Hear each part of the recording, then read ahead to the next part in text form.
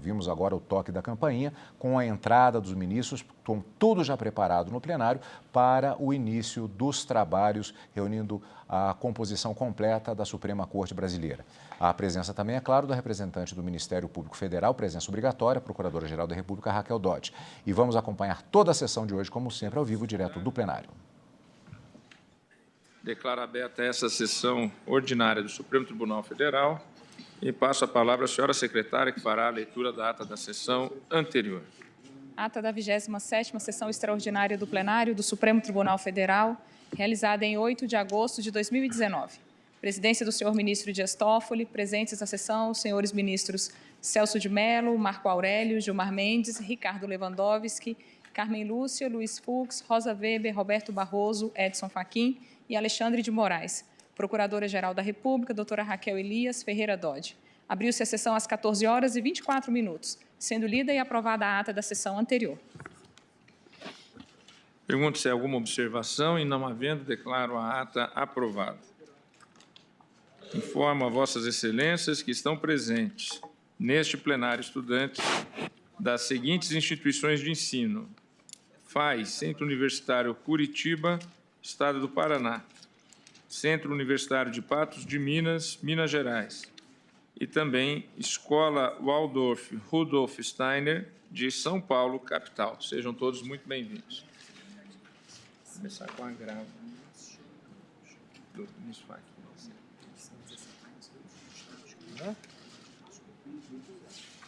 Esse é o único agravo que tem. Não, primeiro é o agravo.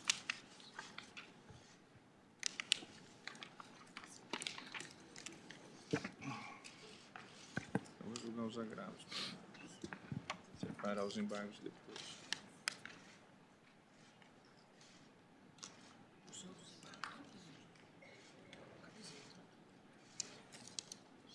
Então, deixa separado aqui para mim, por favor.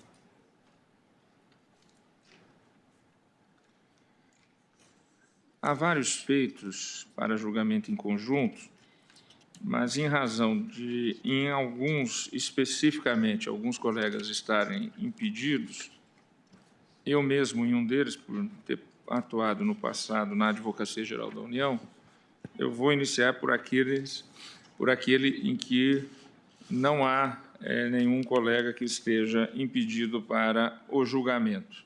Então, eu vou apregoar da relatoria do ministro Luiz Edson Fachin o agravo regimental na ação civil originária 701, que procede de Alagoas, em que é agravante a União, agravado o Estado de Alagoas.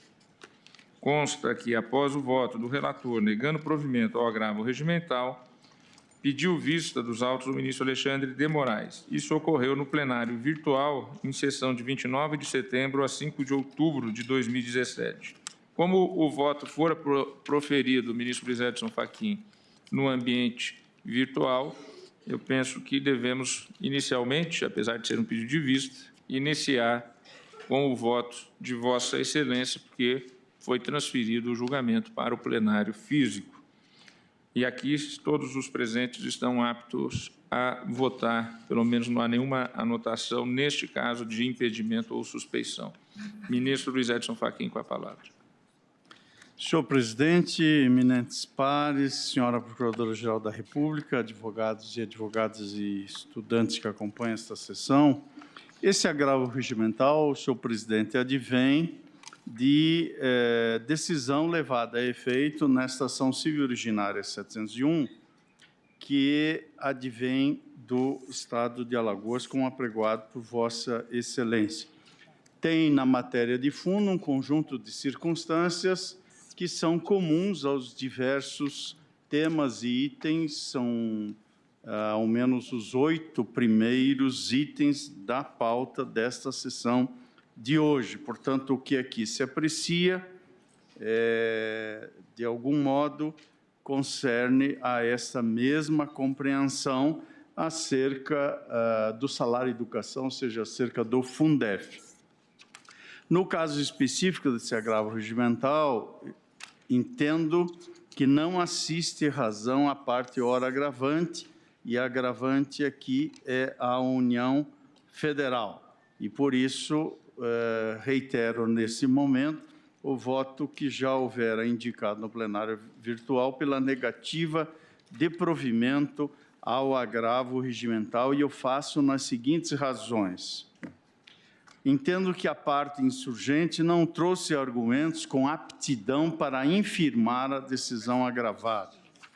Em alegação à infringência ao princípio da colegialidade, verifica-se, é o que eu estou aqui a assentar, que o reconhecimento da infraconstitucionalidade da matéria acumulada à existência de julgamento sob o regime de recursos repetitivos, logo, sistematicamente aplicado no que diz respeito aos municípios e decorrente da competência jurisdicional de uniformização da legislação federal do Superior Tribunal de Justiça, são elementos por si só capazes de ensejar a atuação monocrática sujeita à revisão do colegiado mediante agravo interno e embargos de declaração acerca da controvérsia. Aliás, é exatamente o que está se fazendo aqui, examinando o agravo regimental, como não poderia deixar de ser, pelo colegiado. E, nessa direção, portanto, refutando a infringência ou a violação que teria havido do princípio da colegialidade, cito o julgamento levado a efeito na ação civil originária 718 da relatoria do eminente ministro Ricardo Lewandowski, cujo resultado restou publicado em 30 de março de 2017, evidenciando precisamente que tomada a decisão monocrática é o agravo que propicia a apreciação colegiada, como aqui se faz. E, ademais, na sessão ordinária do Tribunal Pleno deste Supremo Tribunal Federal, realizada em 6 de setembro de 2017, expressiva corrente majoritária assentou diretriz jurisprudencial convergente ao posto na decisão aqui agravada, nessa decisão impugnada. E assim se decidiu nas ACOs 648, 660, 669 e 700, que são os demais itens que na pauta de hoje, senhor presidente, precedem, numericamente falando, esse que estamos a examinar, e todas da relatoria do eminente ministro Marco Aurélio e com a redação dos acórdãos que restou a mim designado. Naquela ocasião foram fixadas as seguintes teses, vencidos os eminentes ministros Marco Aurélio e Luiz Fux. Foram as teses. Primeira, o valor da complementação da União ao Fundef deve ser calculado com base no valor mínimo nacional por aluno extraído da média nacional. Segundo, a complementação ao Fundef realizada a partir do valor mínimo anual por aluno, fixada em desacordo com a média nacional, impõe à União o dever de suplementação de recursos, mantida a vinculação constitucional a ações de desenvolvimento e manutenção de ensino. Essas foram as teses e, a partir daí, registro que, em questão de ordem, formulado pelo eminente ministro decano, eminente ministro Celso de Mello, e acolhida pela maioria desta Corte, também se deliberou delegar aos ministros relatores a faculdade de decidirem monocraticamente as demais ações civis originárias que tratem da mesma matéria. Portanto, a rigor, estamos por examinar em agravo regimental essa perspectiva que foi definida pela orientação majoritária desse Tribunal Pleno. Quiçá desnecessário, mas por também a título de reforço argumentativo, as razões de decidir que restaram na corrente majoritária, naquelas ações que mencionei, 648, 660, 669 e 700, as razões basicamente são as seguintes. Em primeiro lugar, assentei que o Supremo Tribunal Federal já houvera se manifestado acerca da infraconstitucionalidade da controvérsia no âmbito do recurso extraordinário em sede de repercussão geral 636-978, de relatoria do ministro César Peluso, perante o Tribunal Pleno, cuja ementa assentou que não apresenta repercussão geral recurso extraordinário que, tendo por objeto a fórmula de cálculo do valor mínimo nacional por aluno a ser repassado ao Fundo de Manutenção e Desenvolvimento do Ensino Fundamental e Valorização do Magistério, ou seja, o que se designa de Fundef, versa, portanto, sobre tema infraconstitucional. Assim, assentou-se naquele julgamento.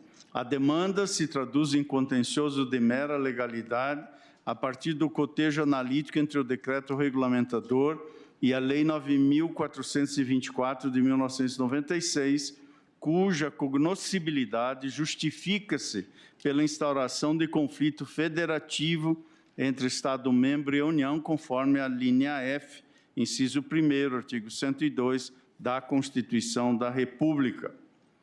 E, nessa perspectiva, o Superior Tribunal de Justiça julgou a ilegalidade do Decreto 2.264, de 97, em face da legislação federal, sob a sistemática de recurso repetitivo. Foi o recurso especial 1.101.015, de relatoria do saudoso ministro Teori Zavascki, portanto, ainda no STJ, em julgamento de 26 de maio de 2010, que aqui reproduzo.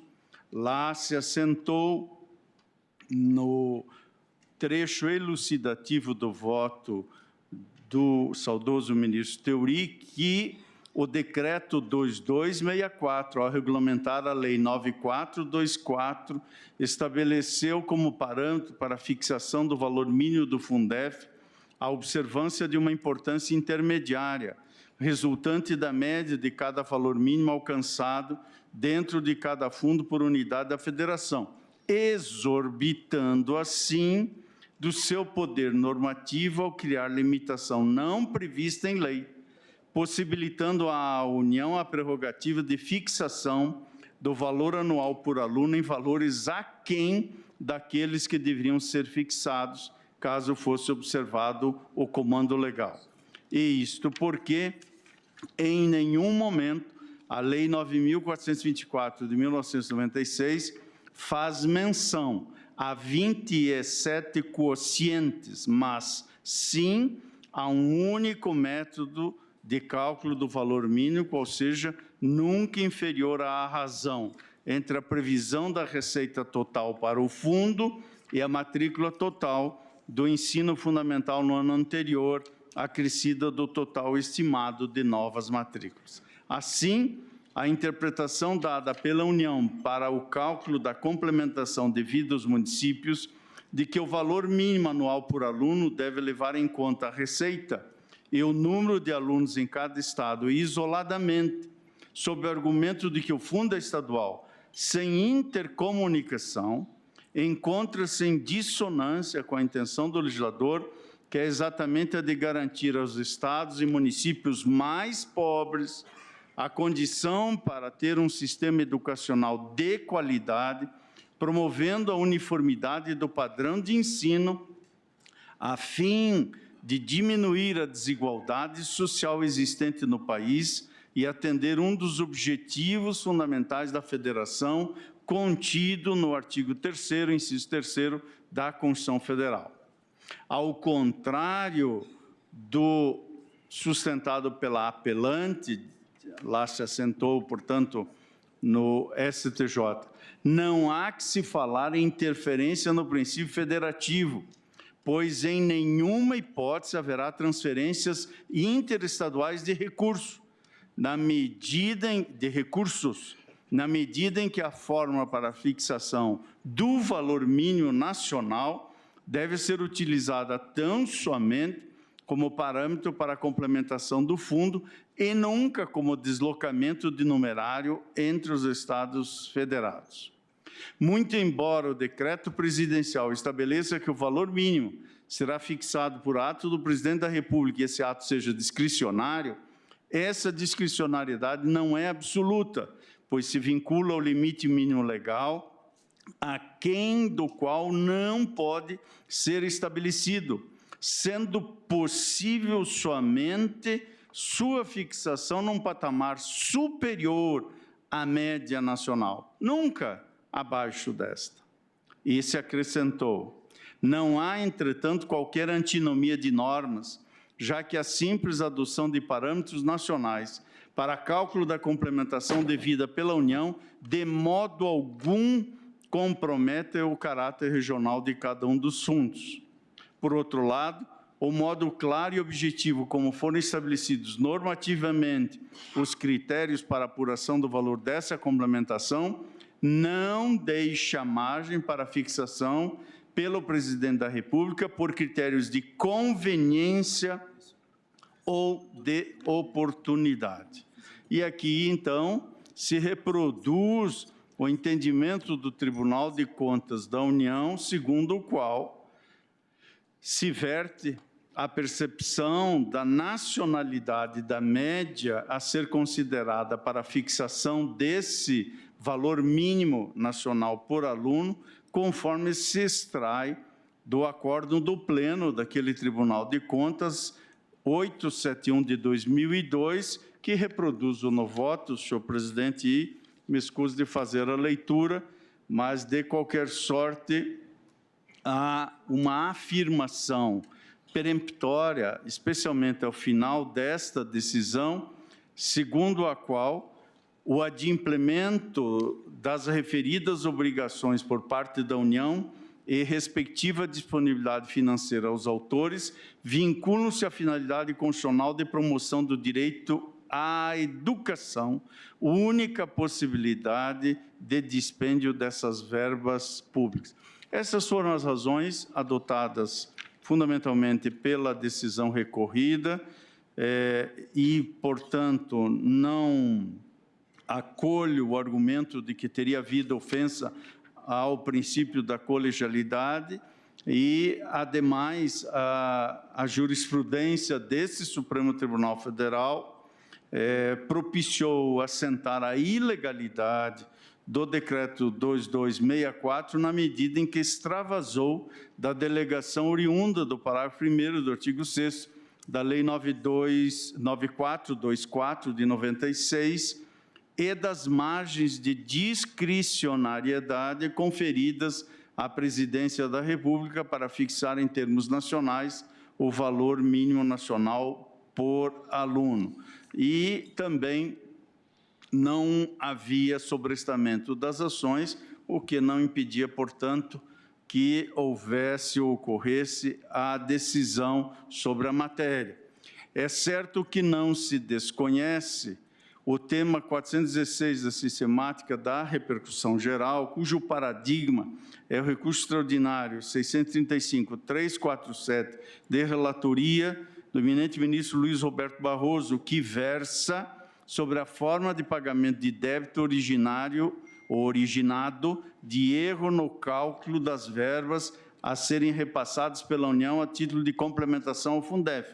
No entanto, também ali, pelo menos da informação que tenho, não se determinou a suspensão nacional dos processos correlatos à matéria, como autoriza o parágrafo 5º do artigo 1035 do Código de Processo Civil.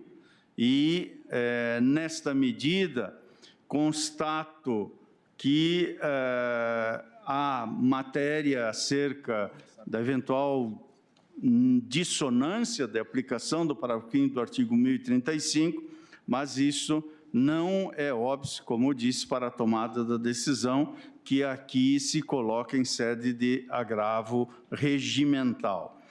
Portanto, senhor presidente e eminentes pares, entendo observados os princípios processuais da colegialidade, celeridade e primazia da decisão de mérito e, por esta razão, é que estou propondo a negativa de provimento ao agravo regimental. É o voto que já houver apresentado ao plenário virtual e aqui reproduzo nesta breve exposição, senhor presidente.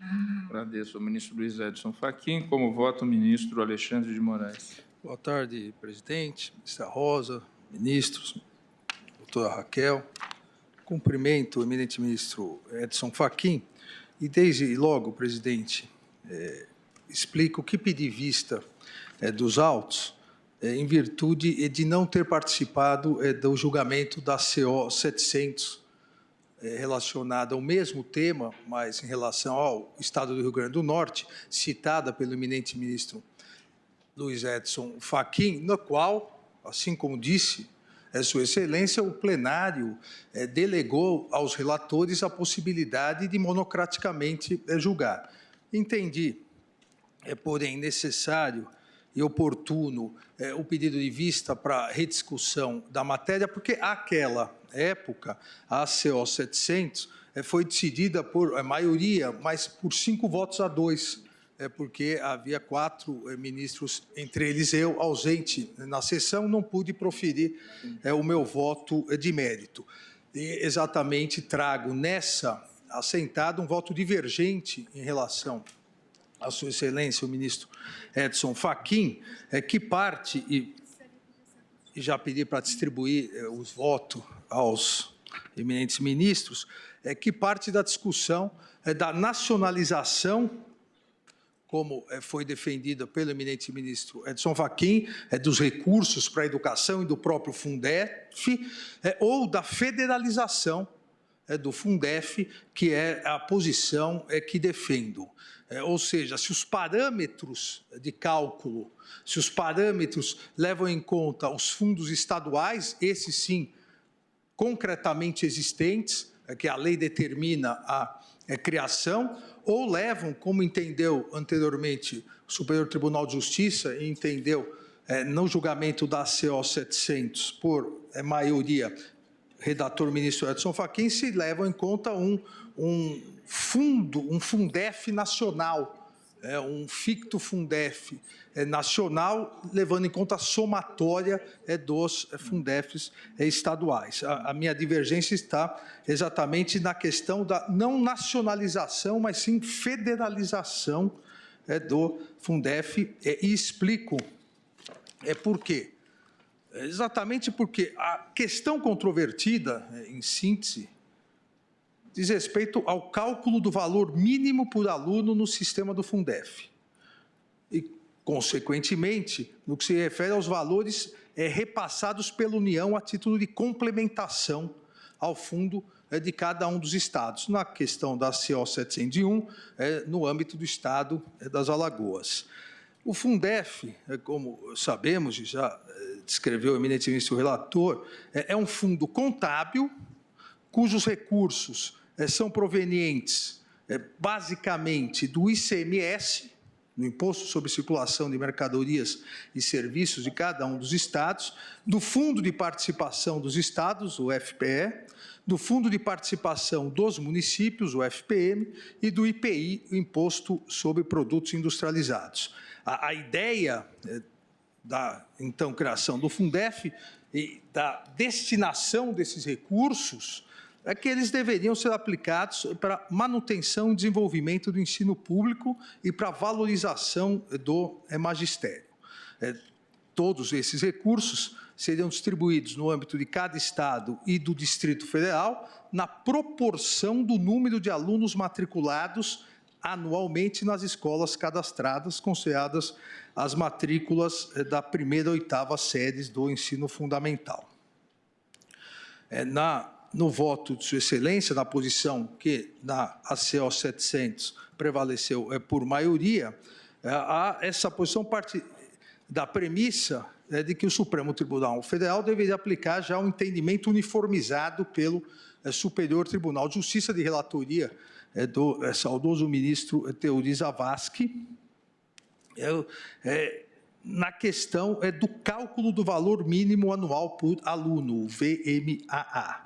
A partir dessa premissa, como foi dito anteriormente, o cálculo do valor mínimo nacional por aluno seria repassado ao Fundef. Ministro Alexandre. Perdão. Vossa Excelência me permite fazer uma colocação? Por favor. É que houve uma decisão individual, adentrando o mérito em si do pedido formalizado na ação civil originária. E essa decisão individual, ela partiu de precedente do tribunal que ainda está sujeito à modificação, considerados embargos declaratórios. E Vossa Excelência mesmo apontou que, na assentada em que formalizado esse precedente, submetido a uma condição resolutiva, provimento dos declaratórios, o tribunal não estava completo e o score foi um score de 5-2.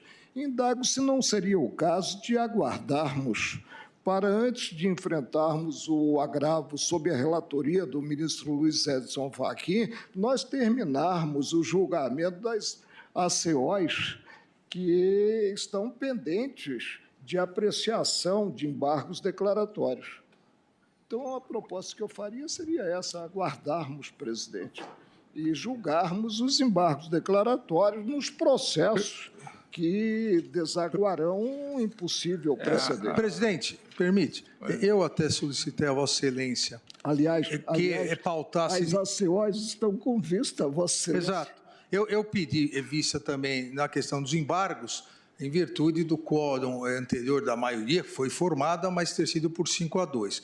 E solicitei até Vossa Excelência que chamasse o agravo regimental, porque no agravo, e nesse específico agravo, onde não há nenhum dos ministros impedido, é possível adentrar, aqueles que não votaram, inclusive, eu adentrar mais profundamente o mérito. Na questão dos embargos, há necessidade, inicialmente, na análise da presença dos requisitos dos embargos. Não necessariamente haveria a possibilidade de se adentrar profundamente o mérito, tendo que seria mais razoável continuarmos esse julgamento. O ministro Fachin.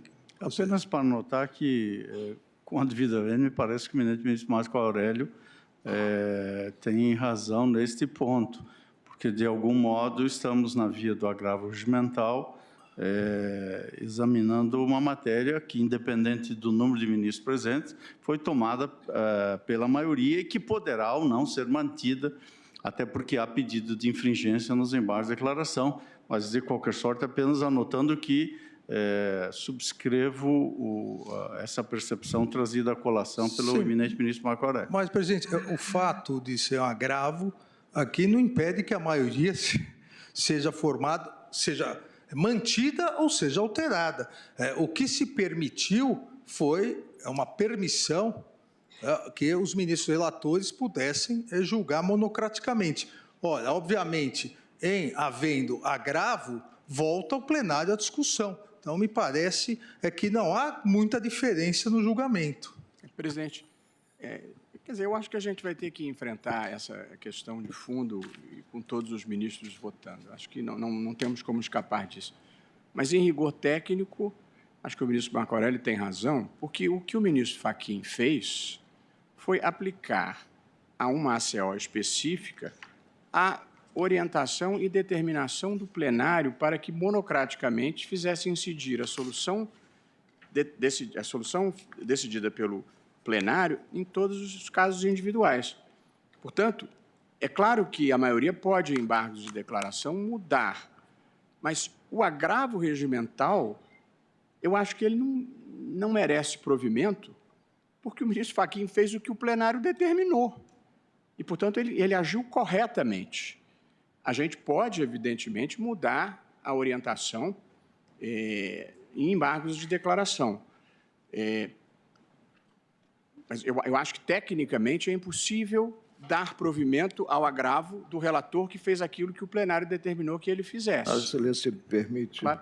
só revelar uma premissa. Quando o tribunal não precisaria sequer assentar isso, porque a autorização está no 21 do Regimento Interno. Quando o tribunal autorizou decisão pelos integrantes, ele o fez imaginando que o pronunciamento formalizado seria definitivo. Mas ele não se mostrou definitivo porque houve a protocolação de embargos declaratórios. Por isso é que eu entendo que nós não devemos inverter. Nós devemos concluir o julgamento nos precedentes. Presidente, em todo caso, presidente, eu já iniciei o voto, eu pretendo terminá-lo. Eu entendi o ponto que o presidente suscitou, quer dizer, no fundo, eu acho que nós temos que decidir colegiadamente e com o voto de todos qual o sentido e o alcance do Fundef. Eu acho que essa é a discussão. E aí a tese que prevalecer é a que vai ser aplicada a todos os casos. Exato. De toda sorte, esse julgamento foi apregoado e foi dado início.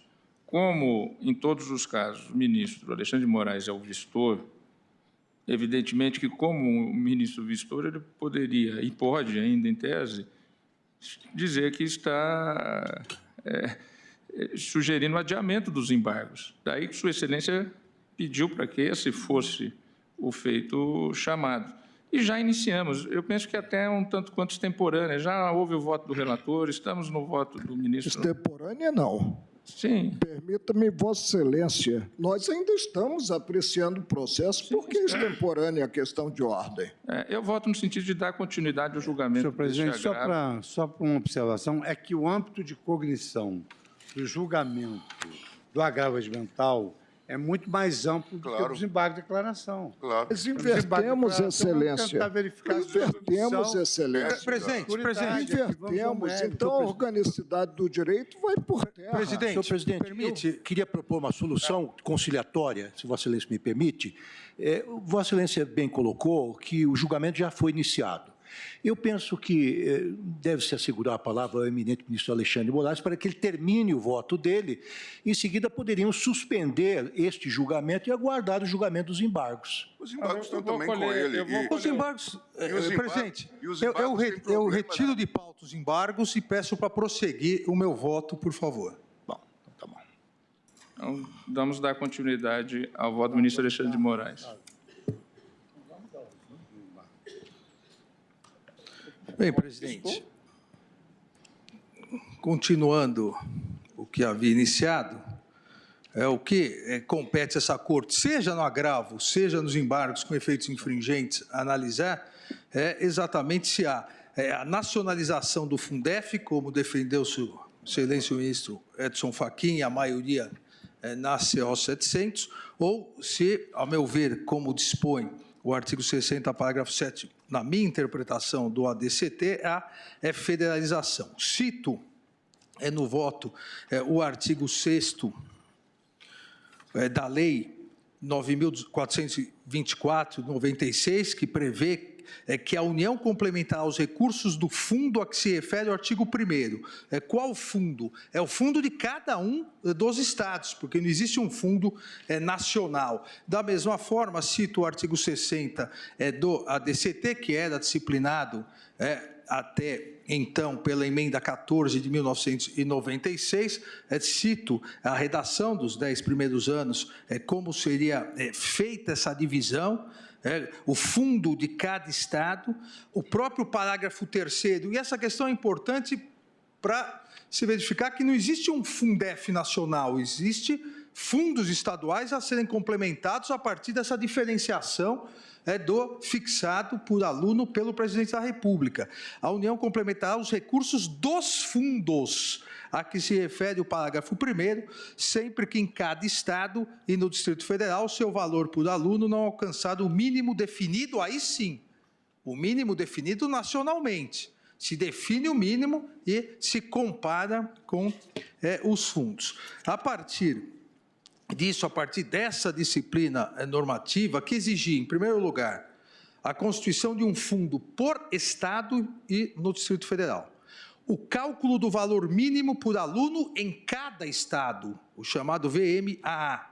E o terceiro ponto, a fixação pela União de um valor mínimo por aluno nacionalmente. Mas tanto o fundo, um fundo por estado e Distrito Federal, cálculo do valor mínimo por aluno em cada estado.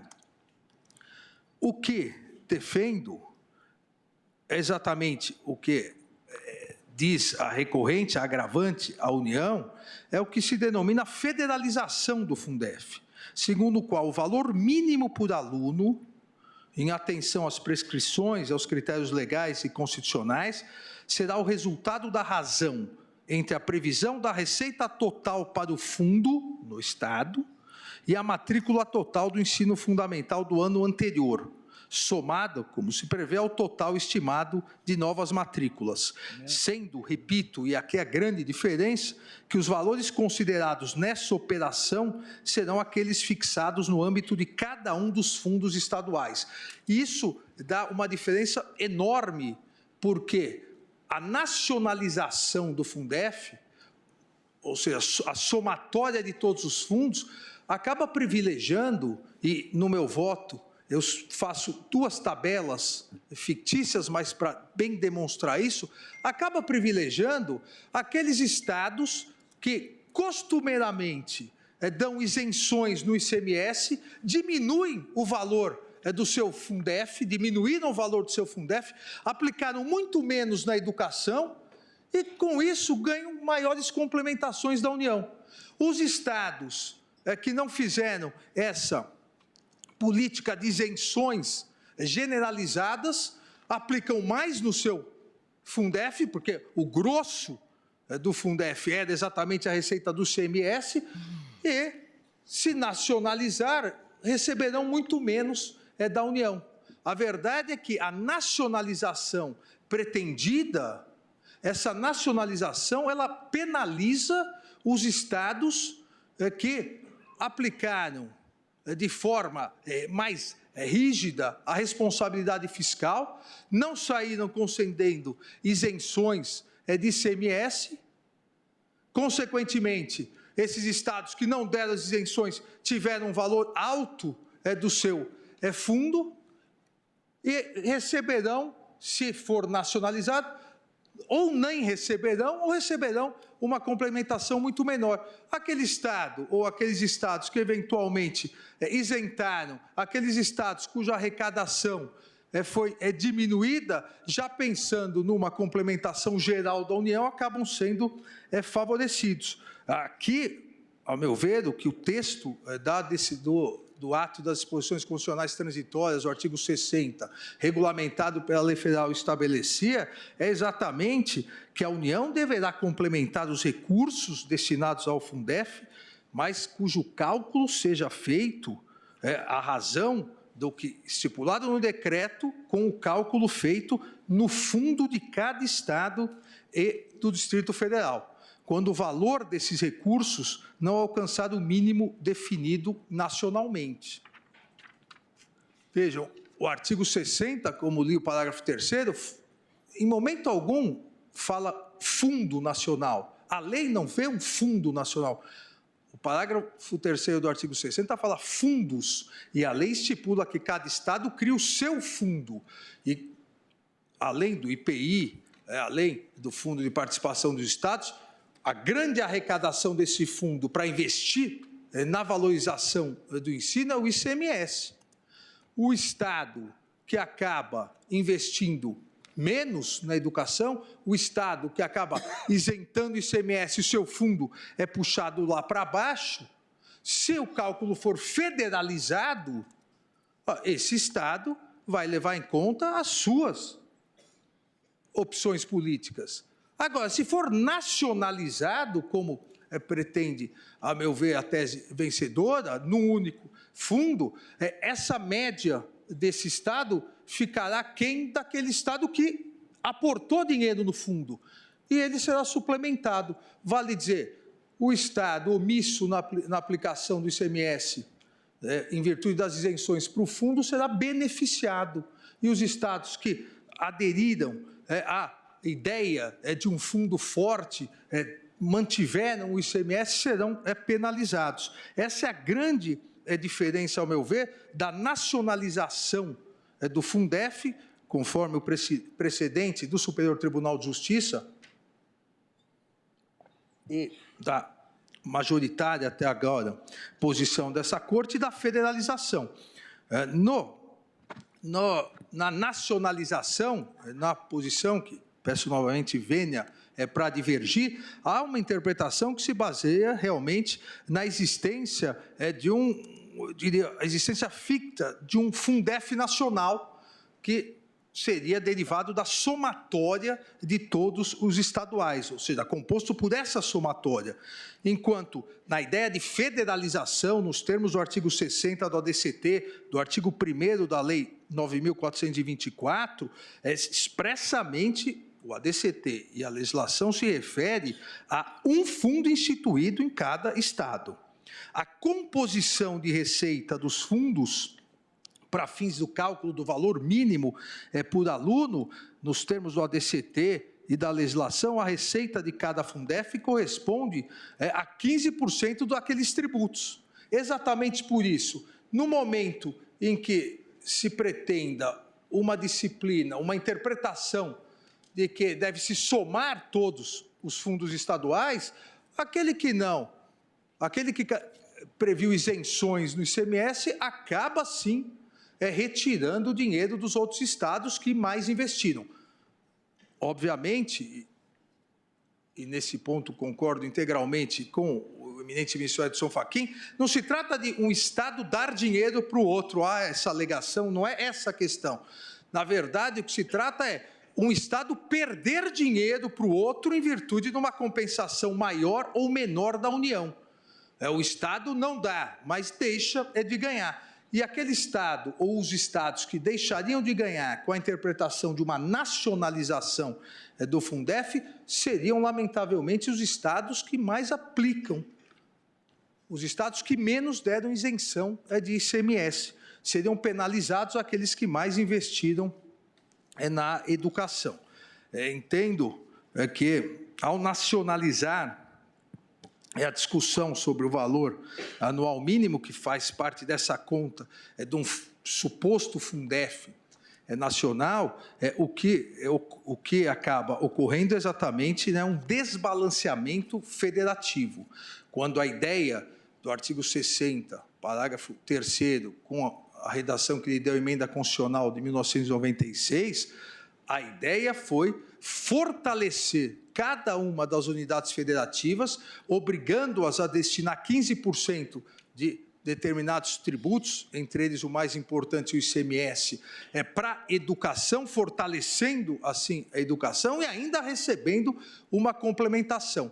A nacionalização anula totalmente a possibilidade de complementação para aqueles estados que não isentaram, para aqueles estados que efetivamente aplicaram o ICMS de sua forma global e privilegia aqueles estados que consideram uma série de isenções e não arrecadaram. Essa ideia da federalização, esse entendimento, como disse, da necessidade dos cálculos serem regionais, em virtude da inexistência de um fundo nacional, foi, inclusive, defendida pela Procuradoria-Geral da República em seu parecer, que cito no voto, abre aspas, cumpre ressaltar que, em virtude de não existir um Fundef nacional, mas sim vários fundos estaduais, o valor mínimo definido nacionalmente nunca poderá ser inferior à razão entre a estimativa de receitas e as matrículas de cada um dos fundos estaduais. Ou seja, a federalização do Fundef, como determinou, ao meu ver, o artigo 60 do ADCT, que, repito, na minha concepção, não deixa dúvidas sobre a necessidade de se observar a estrutura federativa na distribuição dos recursos, pois o parágrafo 1º do referido artigo 60 diz claramente que, mediante a criação no âmbito de cada Estado e do Distrito Federal, de um Fundo de Manutenção e Desenvolvimento do Ensino Fundamental e de Valorização do Magistério de Natureza Contábil. Esse, inclusive, foi o entendimento já proferido anteriormente por essa Corte, na ADI 1749, de redatoria do eminente ministro Nelson Jobim, 2005. Também, senhor presidente, é perceptível que a norma contida no parágrafo 7º do ADCT é de eficácia limitada, condicionando a legislação infraconstitucional. E, da mesma forma que o parágrafo 3º do artigo 60 fala em fundos estaduais, em federalização, a Lei 9.426, de 1996, E 96, com o objetivo de assegurar a universalização do ensino fundamental, também levou, no seu cerne, levou aqui como premissa básica, a centralização unitária dos requisitos constitucionais e legais para o cálculo do valor mínimo anual, de forma a adotar o modelo federalista. É importante, nesse caso, privilegiar, ou pelo menos garantir a igualdade entre os estados, mas não penalizar aqueles que não concederam isenções, aqueles que, ao concederem grandes isenções tributárias, diminuem sua arrecadação, rebaixam a previsão de receita total para o fundo estadual, diminui o valor mínimo por aluno do Estado e, ao pegar a soma geral dos fundos, a sua compensação cresce imensamente. E, óbvio, se cresce de um lado, diminui do outro. O dinheiro é finito. Alguém vai perder com isso. Eu, no voto, senhor presidente, nas páginas, e com isso já encerro, as folhas 11, faço uma simulação exatamente de que um Estado que, fazendo o cálculo, a razão entre a arrecadação e o número de matrículas, numa primeira hipótese, o Estado que chega a 100, terá complementação referente aos demais estados, uma média de 200, terá uma complementação de 100, veja, se ele chegou a 100, investiu, o ICMS, que é o grande componente do fundo, esse fundo teve dinheiro, chegou a 100, o número da União, 200, ele receberá 100 de complementação. Agora, se ele concedeu, esse mesmo Estado concedeu inúmeras isenções tributárias, inúmeras isenções de ICMS, e arrecadou e chegou ao seu VMA, o valor mínimo por aluno, a 50, na ideia de nacionalização do Fundef, ele que investiu só 50 receberá 137. Ou seja, estaríamos privilegiando os estados que não investiram em educação. A ideia aqui não é, e não foi, a ideia do Congresso Nacional, como consta na exposição de motivos, ao alterar o artigo 60 do ODCT, a ideia não foi que a União substituísse os estados aqui. A ideia foi criar um fundo estadual para que 15% desses tributos, entre eles o ICMS, os estados fortalecessem, privilegiassem a educação e, além disso, tivessem concorrentemente um aporte da União. Não eventuais negligências possibilitarem não uma complementação, mas uma conduta absolutamente supletiva da União. Então, presidente, em virtude dessas considerações, entendo que assiste razão à União quando se refere que o cálculo deve levar em conta os fundos estaduais, por não existir um fundo nacional, isso é ficto, e, consequentemente, pedindo todas as vezes ao eminente ministro relator, do provimento ao presente agravo regimental, de modo a julgar improcedentes os pedidos formulados pelo Estado de Alagoas na presente ação, e o pedido é exatamente um ressarcimento diferenciado, um novo cálculo de ressarcimento em virtude de um recálculo do Fundef. É o voto, presidente.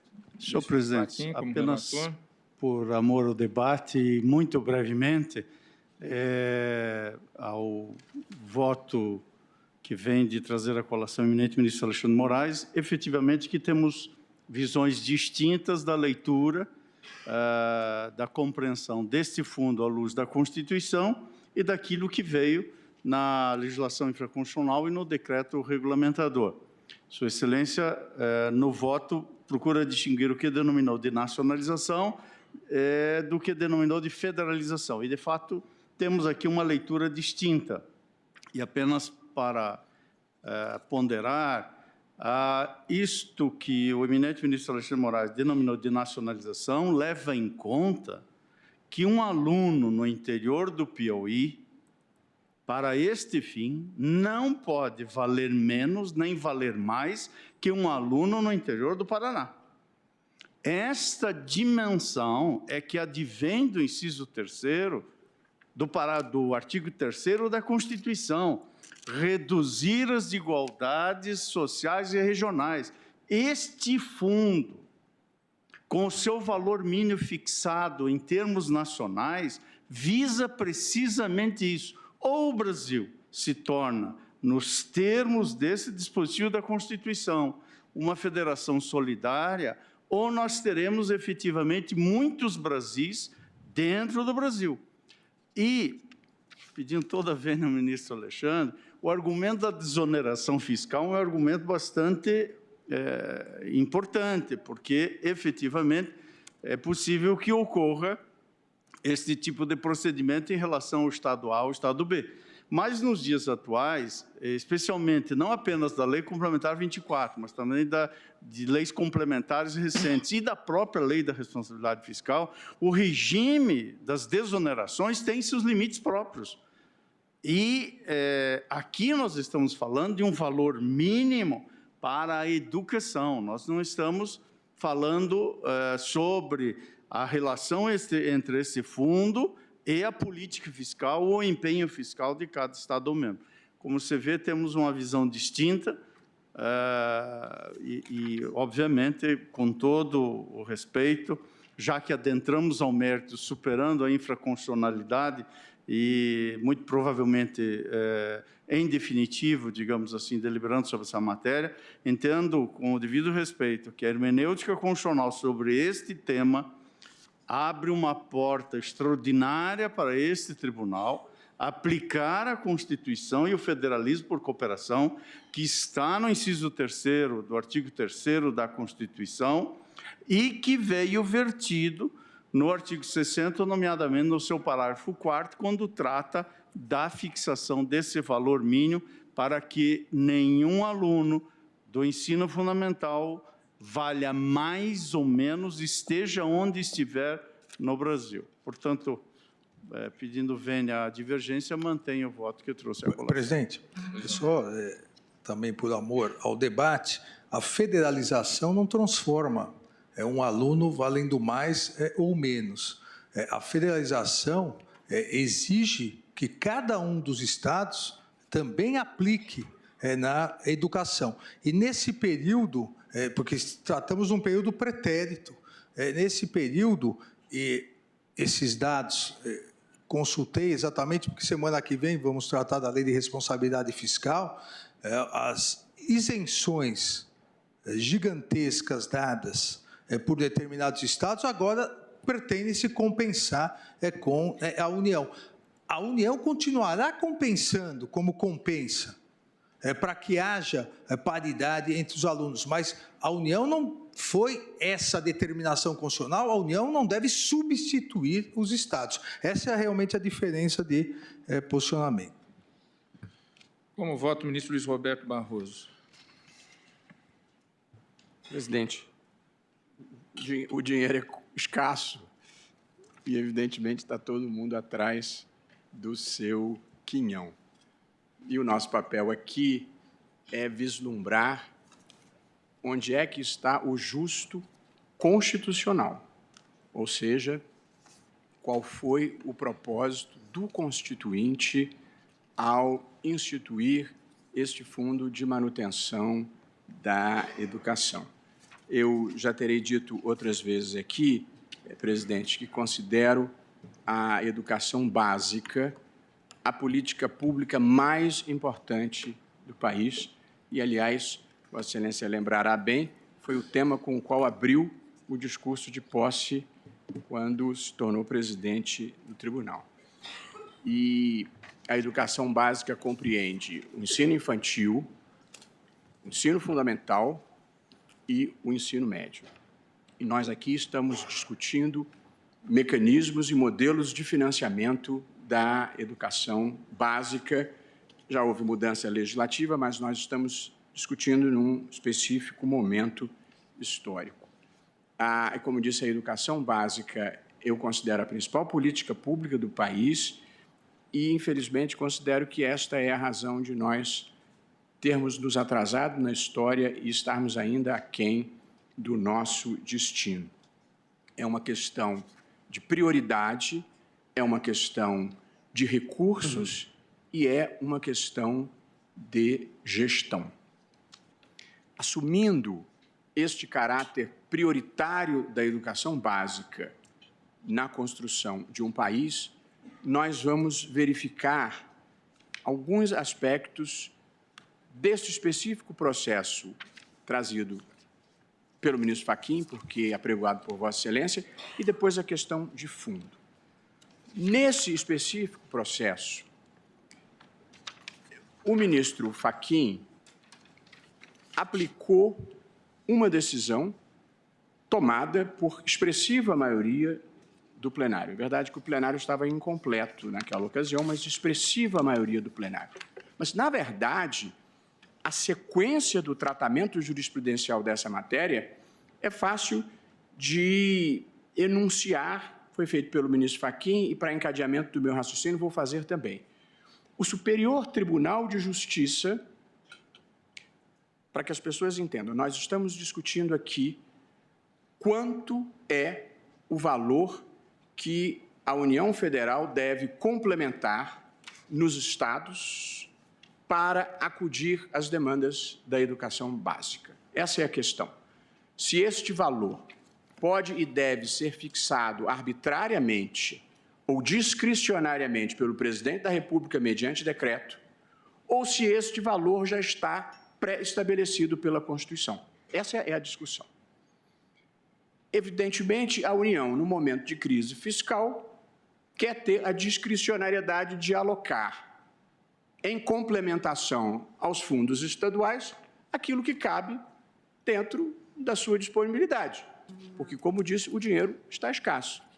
Mas apenas para lembrar, está escasso para a União, está escasso para os estados e está escasso para os municípios. Portanto, o fato de a União estar em aperto não muda a minha interpretação da Constituição, porque os estados talvez estejam em aperto maior do que a União.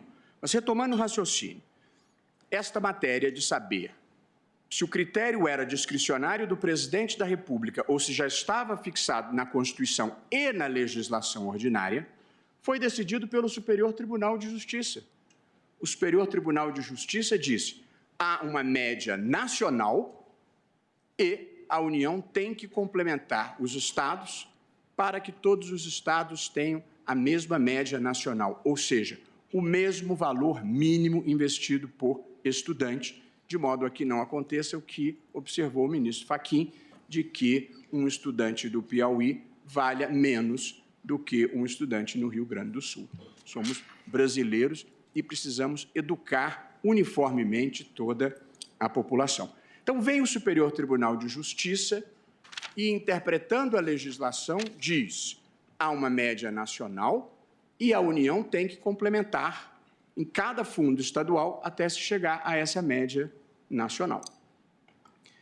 A matéria é alçada ao Supremo em recurso extraordinário e o ministro César Peluso conduz a votação no sentido de dizer: este tema é infraconstitucional. Ou seja, este tema é um tema para ser decidido pelo Superior Tribunal de Justiça. Esta foi a posição do Supremo. Portanto, o Supremo disse que a complementação deve ser, tal como estabelecido pelo Superior Tribunal de Justiça, feita com base na média nacional. Ainda assim, pelo incrível sistema processual brasileiro, em que a mesma matéria volta ao Supremo sucessivas vezes, aliás, como esse caso demonstra, quer dizer, o processo não termina nunca, a questão não é assentada nunca, volta a matéria ao Supremo Tribunal Federal em ação civil ordinária. Aí o Supremo Tribunal Federal assenta, em decisão do plenário, o seguinte: o valor da complementação da União ao Fundef, a esse Fundo de Manutenção da Educação, deve ser calculado com base no valor mínimo nacional por aluno extraído da média nacional. Portanto, o Supremo diz: verifica-se a média nacional a ser investida por aluno e os estados que não tiverem recursos para chegarem a essa média receberão uma complementação da União para que o aluno de um estado da federação não tenha situação mais favorável do que a de outro. Claramente um projeto de equidade nacional. E, portanto, o Supremo reconhece que a intenção da Constituição era produzir equidade nacional. A segunda tese de julgamento foi, no plenário do Supremo, a complementação ao Fundef realizada a partir do valor mínimo anual por aluno, fixada em desacordo com a média nacional, impõe à União o dever de suplementação de recursos, mantida a vinculação constitucional a ações de desenvolvimento e manutenção do ensino. Tanto reiterou que os estados que não atingissem a média nacional deveriam receber uma suplementação vinda da União, vinculada à educação, dinheiro carimbado para a educação fundamental. Em questão de ordem, no julgamento aqui no Supremo, suscitada pelo ministro Celso de Mello, Sua Excelência propõe que, diante da existência de diversas ações cíveis originárias com o mesmo objeto, uma vez assentada a tese pelo plenário, que cada relator poderia aplicar aquela tese do plenário ao caso concreto que estava sob sua jurisdição no gabinete. Foi exatamente o que o ministro Luiz Edson Fachin fez aqui neste caso. Aplicou a esta ação civil originária a tese firmada pelo plenário, de acordo com delegação expressa dada pelo plenário, após questão de ordem do ministro Celso de Mello. Portanto, a decisão do ministro Fachin é irretocável. O relator, monocraticamente, cumpriu a decisão do plenário como deve ser a vida. Ministros individualmente curvam-se à orientação do plenário. Para bem e para mal, diria a ministra Rosa Weber. Pois bem, então, eu não veria como dar provimento ao recurso interposto contra a decisão do relator que cumpriu o que o plenário determinou. De fora parte isso, presidente, existe também uma questão de fundo. E a questão de fundo envolve, a meu ver, a interpretação já feita pelo Supremo, e aqui a ser refeita, de um específico dispositivo constitucional, que é o artigo 60 do ato das disposições constitucionais transitórias, que no seu parágrafo 1º, o artigo 60, é o artigo que cuida especificamente do financiamento da educação básica e do Fundo de Financiamento da Educação Básica. Vem o parágrafo 1º do artigo 60 e dispõe o seguinte: a União, os estados, o Distrito Federal e os municípios deverão assegurar, no financiamento da educação básica, a melhoria da qualidade de ensino, de forma a garantir padrão mínimo, e aqui vem a expressão que considero importante, definido nacionalmente. Portanto, se pretendeu instituir um sistema nacional de educação. Claramente, eu bem sei que cada estado tem o seu próprio fundo, mas cabe à União assegurar o padrão nacional da educação.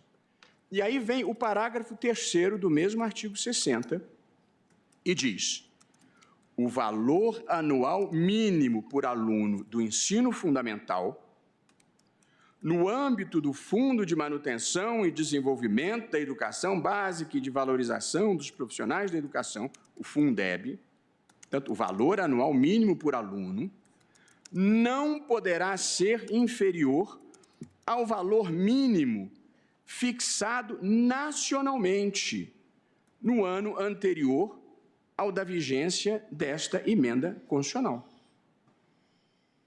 Valor mínimo fixado nacionalmente, diz a Constituição.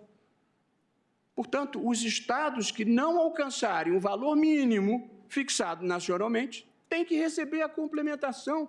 É isso que está dito, a meu ver, com todas as vênias, com clareza cristalina pela Constituição, e não há crise fiscal que possa me fazer ler na Constituição algo diferente do que lá está exposto. Até porque crise fiscal vive a União, vivem os estados e vivem os municípios. E se alguém tiver dúvida da melhor maneira de interpretar esta expressão, basta ir ao artigo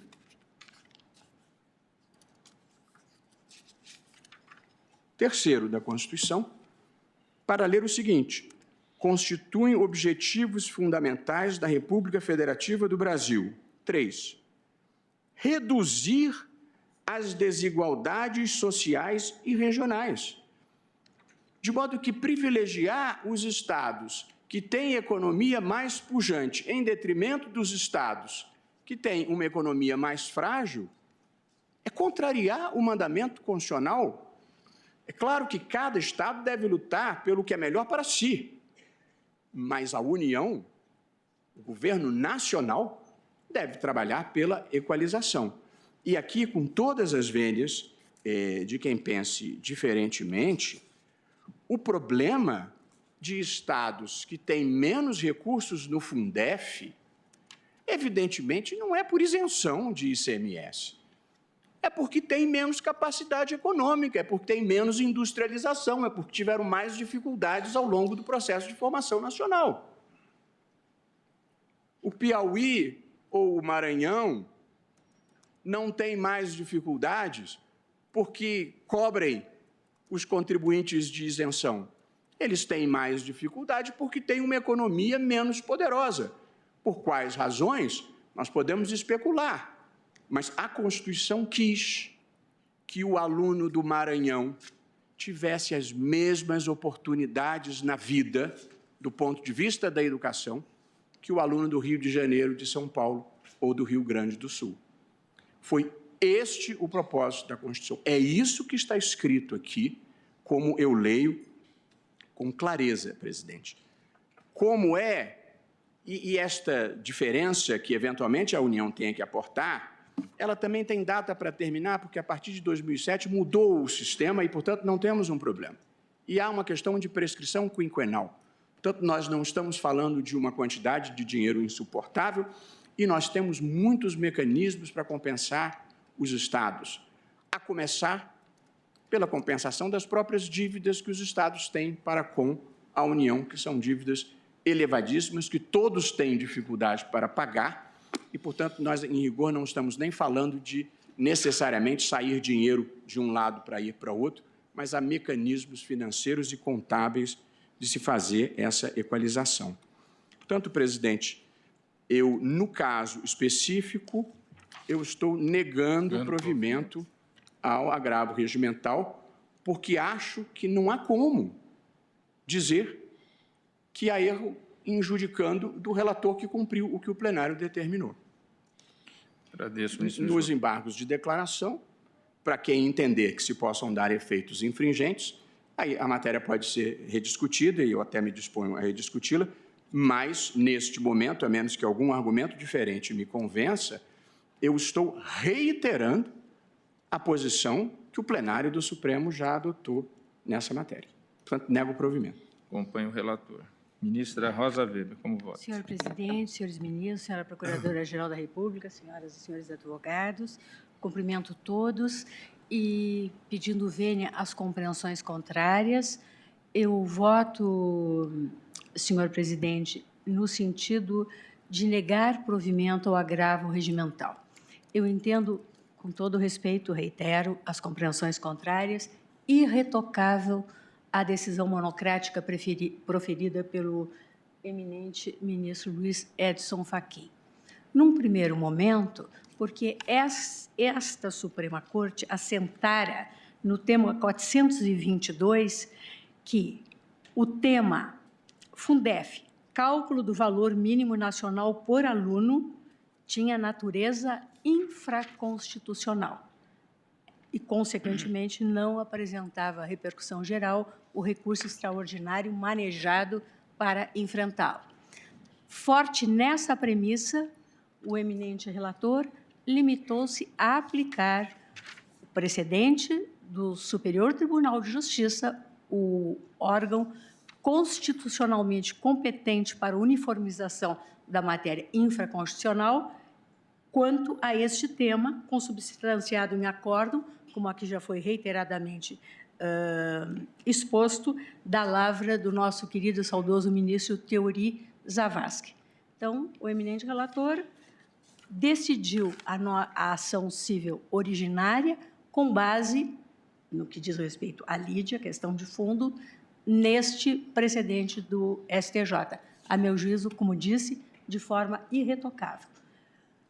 Compreendendo a questão, afastando seu caso a natureza infraconstitucional afirmada no tema 422 por este plenário e examinada a matéria à luz do vetor constitucional, eu, como já fiz ao julgamento das ações civis originárias que hoje voltam à pauta em embargos de declaração, eu reafirmo o que lá explicitei no seguinte sentido.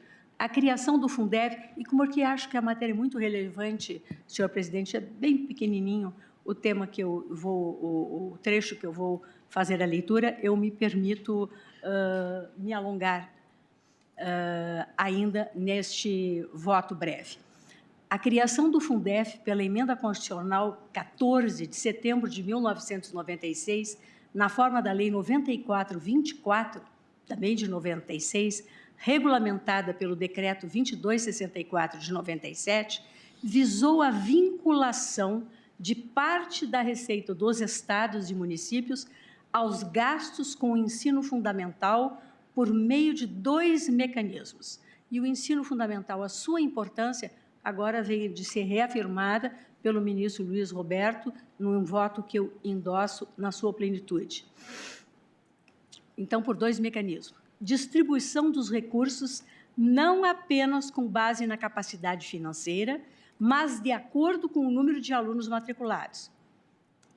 Segundo mecanismo, complementação dos recursos por meio de transferências da União aos estados e municípios. Trata-se, disse lá eu, de medida destinada ao incentivo dos estados e municípios a direcionar a sua atuação ao aumento de número de crianças na escola, a melhoria na qualidade do ensino fundamental nas redes públicas e ao aumento da remuneração dos professores. A Emenda Constitucional número 14, de 96, é clara ao fixar a função redistributiva e supletiva da União em matéria educacional, aspas, de forma a garantir a equalização de oportunidades educacionais e padrão mínimo de qualidade do ensino mediante assistência técnica e financeira aos estados, ao Distrito Federal e aos municípios. A finalidade da criação do Fundeb, portanto, foi a uniformização da qualidade do ensino fundamental na concretização do objetivo fundamental da Federação de reduzir as desigualdades sociais e regionais, previsto no artigo 3º, inciso 3 da nossa Lei Fundamental. A universalização do acesso à educação e a qualidade do ensino são condições essenciais à participação política na sociedade e, portanto, inerentes ao exercício da cidadania, especialmente em um país como o nosso, ainda marcado por profundas desigualdades socioeconômicas. A Emenda Constitucional 14, de 96, repito, ao imprimir nova redação ao artigo 60 do ADCT, determina a fixação de um valor mínimo nacional por aluno com a finalidade de atender a um padrão mínimo de qualidade de ensino definido nacionalmente.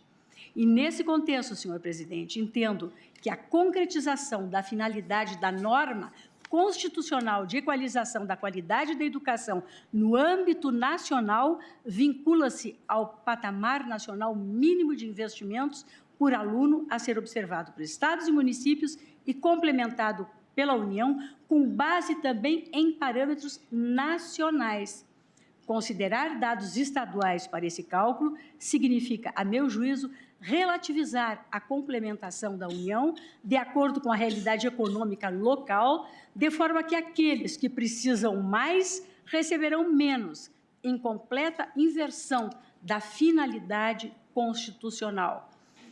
Na verdade, como disse, e muito bem disse o ministro Fachin, um aluno no interior do Acre há de ter a mesma atenção e valer tanto quanto um aluno no interior do Rio Grande do Sul ou de São Paulo. Com todo o respeito, reitero as posições contrárias, acompanho na íntegra o eminente relator, negando o provimento ou agravo pelo duplo fundamento que constitui o mérito deste agravo interno. Agradeço, ministra Rosa. Como voto, ministro Luiz Fux. Senhor presidente, agrade a corte, os representantes do Ministério Público, senhores estudantes e advogados presentes. Senhor presidente, naquela oportunidade, com relação à questão de fundo, eu fiquei vencido. Mas, nada obstante, o plenário chegou a uma conclusão. E a conclusão que o plenário chegou não só fixou uma tese jurídica, mas também permitiu que os relatores dos processos referentes a essa matéria pudessem decidir monocraticamente à luz da jurisprudência fixada. Então, no primeiro momento, o ministro Edson Fachin atuou consoante a autorização permitida pelo plenário de decidir monocraticamente, aplicando a tese que foi fixada, até porque hoje prevalece uma doutrina semelhante à doutrina anglo-saxônica do stare decisis, até para manter a uniformidade, a integridade e a coerência. Uma vez vencido, nós nos submetemos à jurisprudência fixada pelo colegiado. Então, na ocasião, o que se entendeu foi que o valor da complementação da União ao Fundeb deve ser calculado com base no valor mínimo nacional por aluno extraído da média nacional. E aí rememorou-se, na época, o RE 636-978 do ministro César Peluso, que, mercê de pronunciar sobre a natureza infraconstitucional, fez uma remissão ao entendimento do nosso tribunal competente para análise da questão infraconstitucional, que é o STJ, e que, no recurso especial 1.101.015, estabeleceu, para fins de complementação pela União ao Fundo de Manutenção e Desenvolvimento do Ensino Fundamental, artigo 60 da DCT, com a redação da emenda 1496, o valor mínimo anual por aluno, de que trata o artigo 6, parágrafo 1º da Lei 9424, deve ser calculado levando em conta a média nacional. Então, essa foi efetivamente a tese fixada em relação à qual eu fiquei vencido. Entretanto, agora, senhor presidente, no debate mais amplo e seguindo uma velha máxima de que só não muda de opinião quem já morreu, eu gostaria de destacar que, efetivamente, em consonância com os princípios constitucionais, que são princípios de uma nova era de compreensão da Constituição como ideário da nação, que estabelece valores morais, novas razões públicas, eu verifico que, desde o preâmbulo da Constituição, o que o Brasil promete, inclusive sob a proteção de Deus, é um Estado democrático que visa assegurar o desenvolvimento, o bem-estar, a segurança do país à luz da justiça e da igualdade. E, se isso não bastasse, o artigo 3º da Constituição dispõe que constitui o objetivo fundamental da República Federativa do Brasil reduzir as desigualdades sociais e regionais. E, efetivamente, a educação, se ela tiver um tratamento desigual para estados desiguais, nós nunca vamos conseguir erradicar essa questão das diferenças regionais, cuja preocupação do legislador constitucional foi exatamente erradicá-la, essa diferença, e uniformizar o tratamento em relação a todas as regiões do país. De sorte, senhor presidente, que também não entrevejo erro em procedendo do ministro Edson Fachin em seguir a questão de ordem e tampouco agora nem erro em judicando, porque acho que a questão do mérito fica mais bem solucionada à luz da promessa constitucional com esses fundamentos da erradicação das desigualdades regionais e com todas as promessas que a Constituição pós-positivista enuncia nos seus princípios vetores. De sorte, senhor presidente, que eu acompanho, com a vênia dos demais, o voto do ministro Edson Fachin. Agradeço, ministro Fux. Como voto o ministro Ricardo Lewandowski. Presidente, vou pedir vênia para divergir da outra divergência, dissidência, e acompanhar o voto do ministro Fachin. E o faço pelos seguintes motivos. Em primeiro lugar, como já foi explicitado em votos anteriores, o ministro Fachin meramente deu cumprimento a uma decisão do plenário. Portanto, não há nenhum vício, nenhuma mácula nesta decisão a ser corrigida por meio desse agravo. Em segundo lugar, eu repudio o argumento da agravante no sentido de que teria havido ofensa ao princípio da colegialidade. Eu, em meu voto, cito extensa jurisprudência no sentido que essa decisão pode ser, sim, proferida monocraticamente. Depois, faço alusão também aos argumentos que já foram manifestados aqui neste plenário, que o Supremo Tribunal Federal entendeu que se trata de matéria infraconstitucional, já pacificada pelo egrégio Superior Tribunal de Justiça, de maneira que nós meramente aplicamos esse entendimento que foi cristalizado num acórdão de lavra do eminente ministro Teori Zavascki.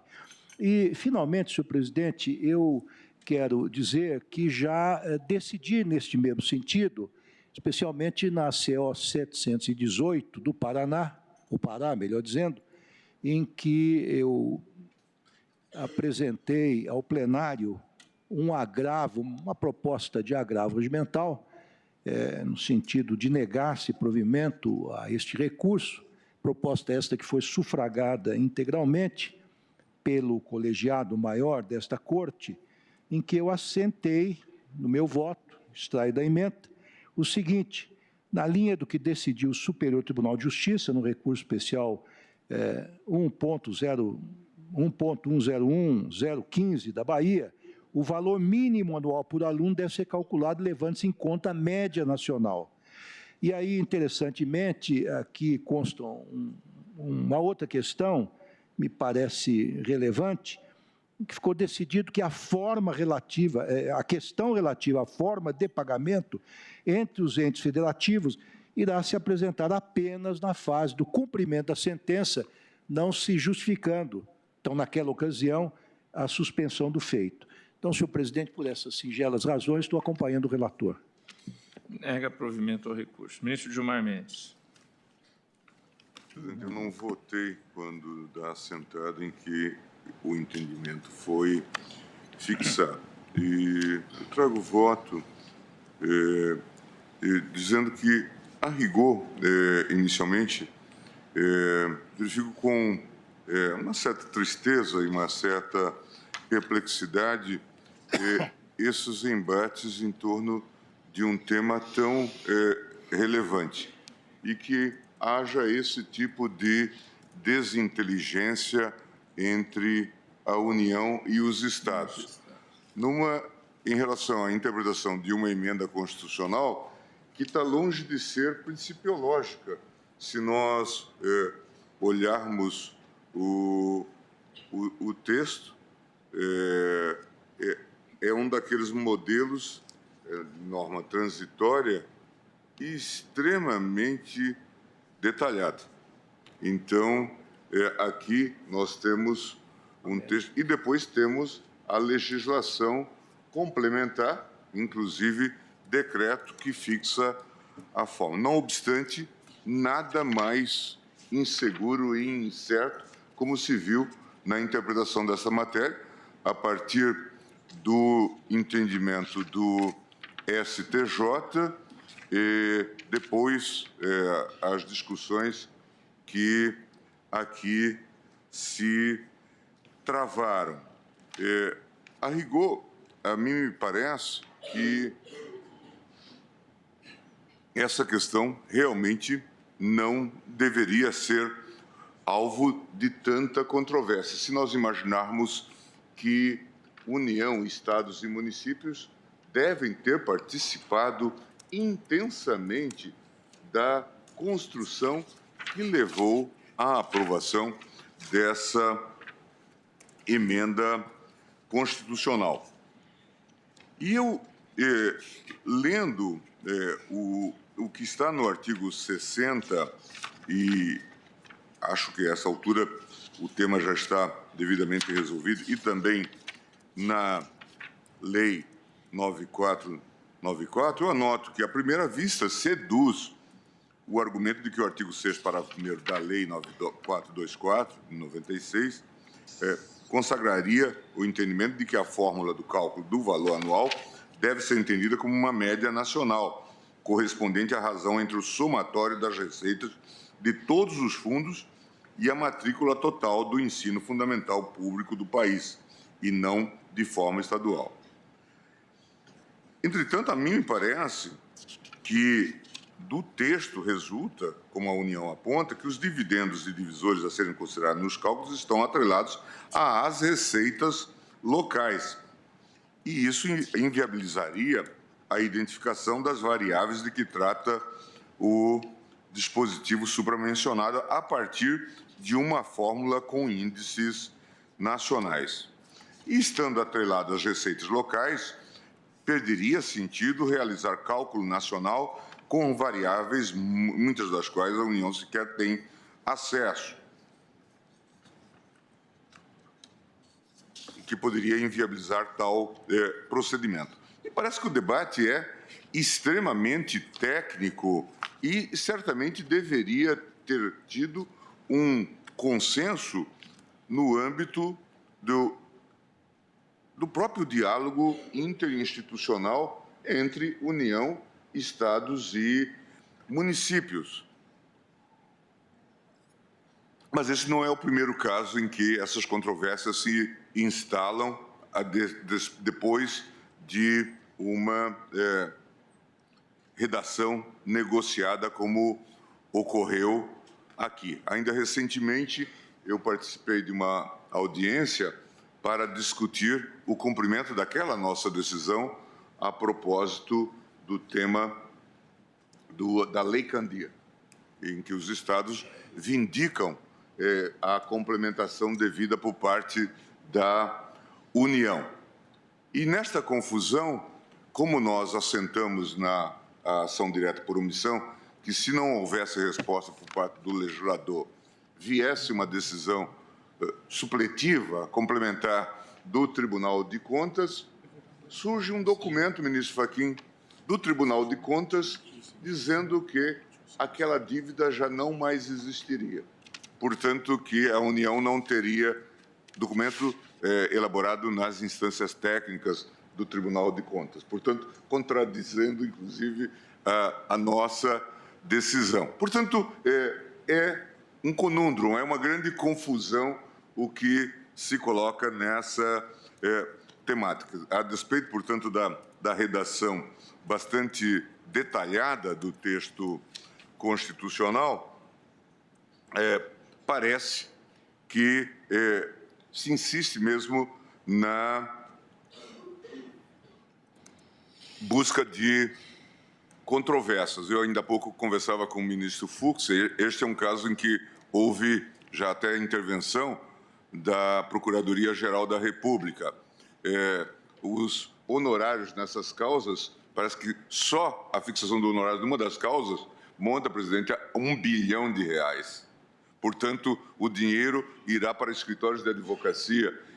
Essa condenação está indo para escritórios de advocacia e não para a finalidade educacional. É bom que isso fique registrado em termos históricos, que a falta de mecanismos para a solução dessa controvérsia entre a União e o Estado aproveita a todos, menos as crianças, como nós estamos aqui a declamar. Quer dizer, honorários de R$1 bilhão.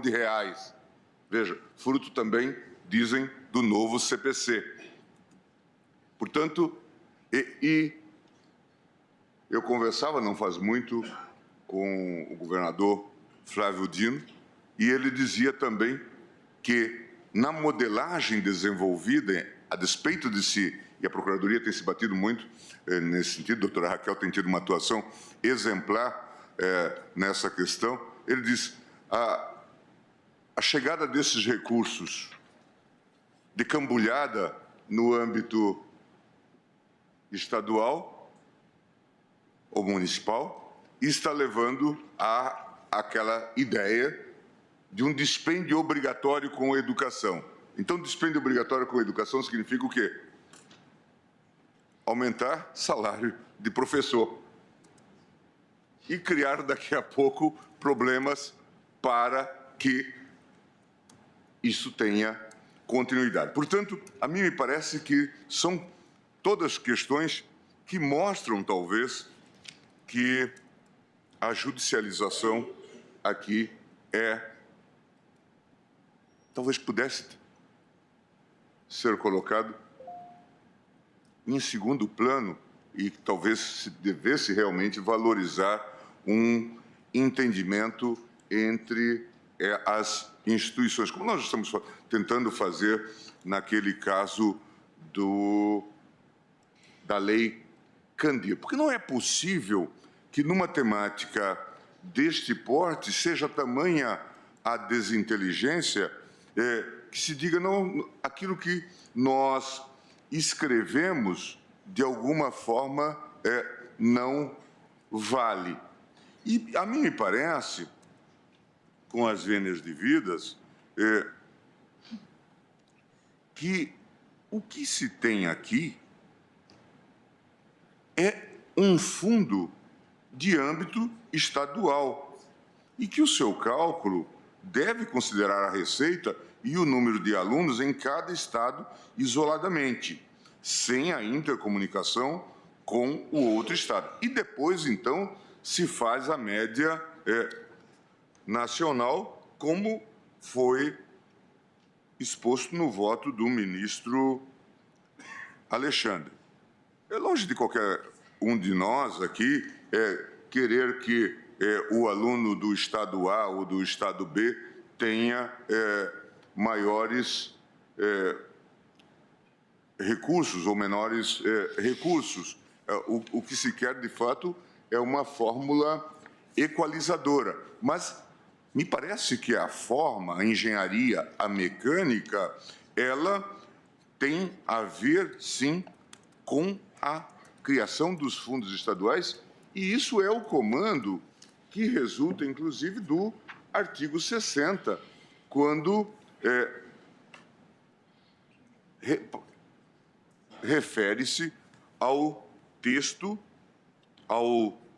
aos impostos ou ao resultado da receita que deve compor cada fundo. Então, a mim me parece que essa questão foi considerada pelo constituinte derivado na formulação, embora a controvérsia que se instalou e que é séria mostra que não houve consenso em relação à implementação desse fundo. Eu sugeriria até que, na nossa evolução institucional, a despeito do papel do Supremo e do Senado, no que diz respeito às questões federativas, é que temas como esse, talvez, tivessem uma sede arbitral, alguma coisa que pudesse, num tempo adequado, porque, veja, um debate como este é muito curioso. Nós o travamos, mas quase já sem efeito útil, porque se recursos não foram destinados de maneira adequada para estados e municípios, eles o serão agora, mas muito provavelmente não para a finalidade a que se destinavam. As crianças que deveriam ter recebido esses recursos à época correta e, portanto, com o impacto que se deveria ter sobre o ensino, essas já não são mais crianças, não é? Nós vemos, inclusive, a própria norma transitória. Quer dizer, é um modo de lidar com essa temática que parece bastante desarrazoado. Eu leio também o decreto que, no artigo 3º, o decreto que regulamentou a temática, e que traz esse modelo de cálculo. Poder-se-á sempre dizer, mas o decreto não corresponde, assim como a lei não corresponde ao conteúdo da emenda constitucional, o decreto não corresponde àquilo que quis o constituinte derivado. Mas aqui resulta que a complementação anual da União corresponderá à diferença, se negativa, entre a receita anual do fundo em cada unidade da federação e o valor mínimo da despesa definida para o fundo no mesmo ano. Portanto, o Fundef teria como objetivo complementar eventual déficit orçamentário dos entes federados quanto aos valores investidos na educação fundamental, tendo como parâmetro o valor nacional por aluno. Esse déficit orçamentário ocorreria em razão de uma frustração da receita inicialmente prevista para investimento em educação ou no aumento inesperado de matrículas no ensino fundamental. Por isso, reconhecendo a seriedade do tema e a seriedade da interpretação trazida pelo eminente ministro relator e todos que o acompanharam, eu estou pedindo vênia, apenas para deixar a minha posição assentada, para acompanhar às inteiras o voto do ministro Alexandre. Entender que a fórmula de cálculo deve observar a especificidade dos fundos, os quais são vários, e que não houve deficiência regulamentadora pela União do valor mínimo anual por aluno. Eu estou votando, portanto, pelo provimento do agravo. E eu julgaria, portanto, improcedente os pleitos dos estados. Agradeço. Como vota o ministro Marco Aurélio? Decididamente, o sistema não fecha. Ainda se está na apreciação do primeiro processo apregoado. E primeiro processo que revela um agravo regimental, a se sugerir, portanto, julgamento célere. A primeira parte da sessão praticamente já foi consumida. E por que isso está ocorrendo? Está ocorrendo pela importância da matéria de fundo, matéria situada em um setor sensível, que é o setor da educação. O Supremo hoje, conforme ressaltado em obra que foi lançada no dia de ontem, de Felipe Recondo, os 11, não é mais um órgão colegiado. É um órgão de atuação no campo individual. Cerca de 90% dos casos são apreciados monocraticamente. O que ocorreu na espécie não cabe mais ponderação. Aliás, perdi até o tempo, consumi o tempo do colegiado fazendo a ponderação. A esta altura, cabe votar. O relator atuou no campo individual, monocraticamente. e o fez a partir de precedentes do plenário. Ocorre que esses precedentes não existem, já que não foram devidamente formalizados. Pendem nas declaratórias embargos declaratórios. Pendem embargos declaratórios nas ações cíveis originárias citadas pelo relator, como a revelarem precedentes. Estamos praticamente decidindo, com essa roupagem de agravo regimental, tema pendente considerado o crivo do colegiado. Estamos colocando em segundo plano os embargos declaratórios formalizados, e creio que formalizados pela União, nas ações cíveis originárias. E aí nós temos as 669, a 648, a 660, a 700, e chegamos ao agravo. Presidente, organicidade do direito, especialmente do instrumental, visa a segurança jurídica, saber o que pode ou não ocorrer em certo procedimento, em certo processo, considerado direito positivo, o direito posto. Não tenho como inverter o que poderia enquadrar como ordem natural do crivo do Supremo, apreciando um agravo contra uma decisão individual que foi implementada a partir de precedentes em relação aos quais ainda se tem declaratórios a serem apreciados pelo colegiado. Peço vênia para prover o regimental. E o faço não para adentrar, porque partiria para a incoerência, o tema de fundo, prover o regimental para, no caso, ter sequência a ação civil originária que foi julgada individualmente pelo relator e que venhamos a apreciar em conjunto as diversas ações cíveis originárias.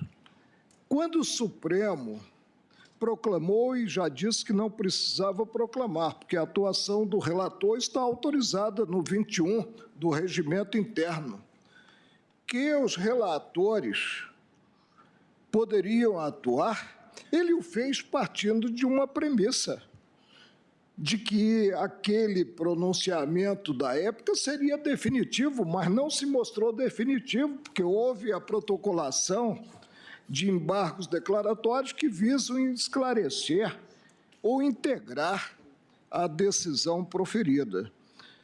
O meu voto é nesse sentido, de prover o agravo regimental para que haja a sequência da ação civil originária.